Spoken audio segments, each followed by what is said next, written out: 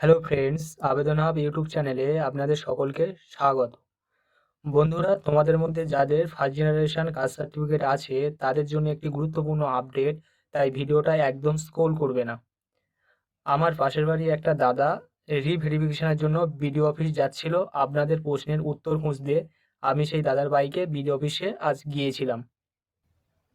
বন্ধুরা, আর বেশি দেরি না করে সেই প্রশ্নগুলো কী এবং তার উত্তর আমি বিডিও অফিসারের কাছ থেকে কি পেলাম সেইগুলো তোমাদের শোনাবো। প্রথমত আমার ফার্স্ট কোশ্চেন ছিল, আমি বললাম স্যার যারা ফার্স্ট জেনারেশান তারা কিভাবে রিভেরিফিকেশান করবে। তার উত্তরে স্যার বললেন যে আগে যেই রকম প্রসেসে যে ডকুমেন্টস নিয়ে জমা দিয়েছিল সেই একই প্রসেসে সেই রকমভাবে সেই ডকুমেন্টসগুলো নিয়ে জমা দিতে হবে। শুধু ব্যতিক্রম মানে এক্সট্রা করতে হবে, যেটা বললেন শুধু ৫ জন সাক্ষীকে এখানে আনতে হবে, মানে বিডিও অফিসে ৫ জন সাক্ষীকে ওখানে লাইভ নিয়ে যেতে হবে।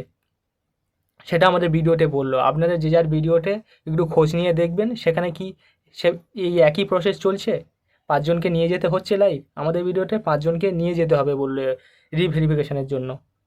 এক্ষেত্রে আপনার ভিডিও কি বলে অবশ্যই আমার কমেন্টে জানাবে। এছাড়াও ওখানে এছাড়াও ওখানে আরও অনেকেই ছিল, তারা প্রশ্ন করছিল স্যার আমার এখন এক্সাম আছে, আমি কি রিভেরিফিকেশান কিছুদিন পরে বা মাসখানেক পরে করলে কোনো অসুবিধা আছে? তা সেক্ষেত্রে স্যার বললেন, ওদেরকে বললেন যে তোমাদের যদি একান্তই এক্সাম থাকে তাহলে ১ মাস বা ১.৫ মাসের মধ্যে বা পরে তোমরা রিভেরিফিকেশান করে নেবে। আমার দ্বিতীয় প্রশ্ন কী ছিল তোমরা সবাই শুনে নাও।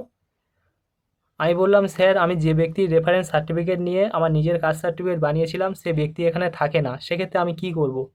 উত্তরে স্যার বললেন সেক্ষেত্রে তোমার নিকট আত্মীয়ের ব্লাড রিলেশনের কোনো ব্যক্তিকে বা ব্যক্তির সার্টিফিকেট নিয়ে আবার পুনরায় রিভেরিফিকেশনের জন্য জমা দাও এবং নির্দিষ্ট ডকুমেন্টসগুলো সাথে করে নিয়ে ব্লাড রিলেশন ফর্মটা ভালো করে ফিল আপ করে জমা দেবে।